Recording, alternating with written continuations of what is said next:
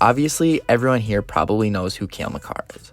The 25-year-old is a former Hobie Baker, Calder, Norris, and Conn Smythe Trophy winner, along with more to go with it.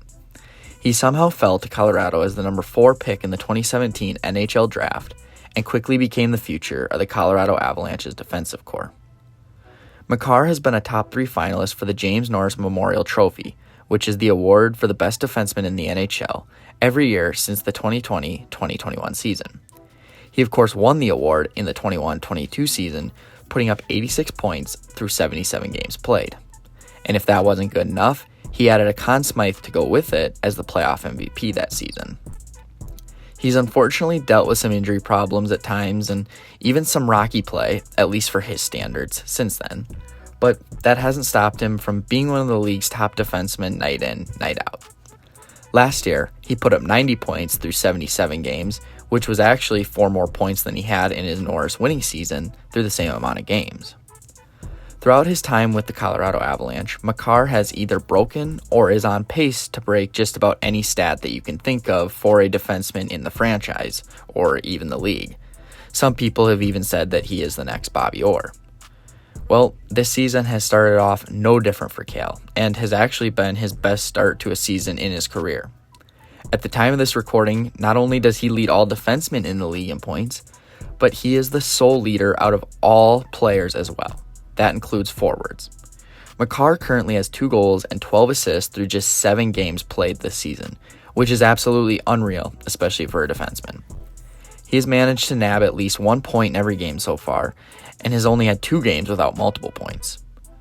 Makar is just so elusive with his skating ability and is able to escape almost any situation that a defender can manage to put him in.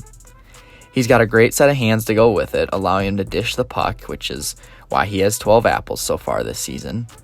And if that all wasn't good enough, he has a lethal shot from the point, demonstrated by this goal that he scored in the game against Boston, making goalies respect his ability to fire the puck from anywhere in the zone. On Tuesday night in Seattle, Makar had a shot reach up to 95 miles per hour. Just an absolute laser, especially from a guy as skilled and talented as him. Cale is really just the complete package, and everything that you could possibly ask for in a defenseman. And even with all this skill and talent in his body, there isn't an ounce of arrogance to go with it. After the game against the Islanders a couple weeks back, which he did admittably struggle in, he told the media that the team would have been better off without him in the lineup that night, and took complete blame for the loss. And that just isn't something you get from very many players, let alone your superstar defenseman. Since that game against New York, Makar has been on a mission, and he's put up 9 points in the 4 games, and like I mentioned, he has taken over as the league's leader in points. It's clear that Makar did not think that performance was acceptable at all, and he's had a chip on his shoulder ever since then.